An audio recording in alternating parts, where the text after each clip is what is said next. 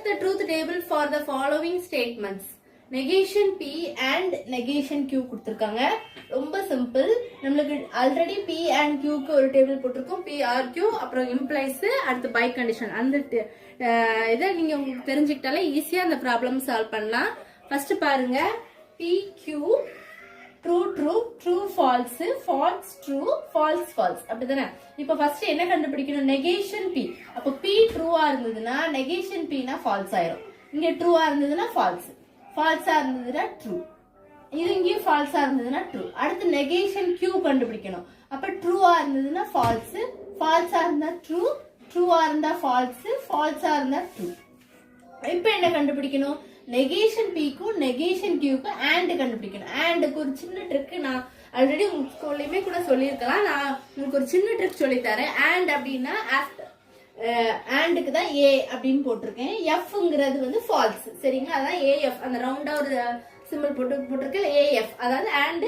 அப்ப and இருக்குதுன்னா எல்லாமே ஃபால்ஸ், ஒரு இது ஃபால்ஸ் வந்தாலும் ஃபால்ஸ் போட்டுடலாம். அப்ப ரெண்டுமே ஃபால்ஸா இருக்கா? ஃபால்ஸ். ரெண்டுமே ஃபால்ஸ் ட்ரூவா இருந்தாலும் ஃபால்ஸ் தான், ட்ரூ ஃபால்ஸா இருந்தாலும் அது ஒரு இது ஃபால்ஸா இருந்தாலும் ஃபால்ஸ் தான். ரெண்டுமே ட்ரூவா இருந்தா மட்டும்தான் என்ன போடணும்? நீங்க ட்ரூ போடணும். இது வந்து AF, ஏங்கிறது and, Fங்கிறது ஃபால்ஸ். அதான் அந்த சர்க்கிள் பண்ணி போட்டிருக்கேன்.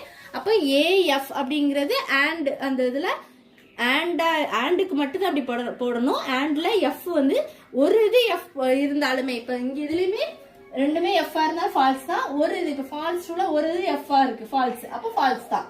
ட்ரூ ஃபால்ஸ்னாலும் ஃபால்ஸ் தான். ட்ரூவா இருந்தாலும் மட்டும்தான் என்னது? ட்ரூ. இவ்வளவுதான். Construct the truth table for the following. Second sum பாருங்க. Negation of P and negation Q. ஓகேவா?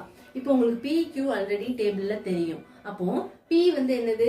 ட்ரூ, Q வந்து ட்ரூ. அப்ப ட்ரூ ட்ரூ, அடுத்த number true false, false true, false false. இது வந்து ஆல்ரெடி உங்களுக்கு காமனா தெரியும். இப்போ என்ன பண்ணணும் அப்படின்னா ஃபர்ஸ்ட் வந்து பிராக்கெட்ல இருக்கிறத கண்டுபிடிச்சிட்டு தான் வெளியில உள்ளதை நீங்க கண்டுபிடிக்கணும். அப்ப ஃபர்ஸ்ட் நீங்க என்ன கண்டுபிடிக்கணும்? நெகேஷன் Q கண்டுபிடிக்கணும்.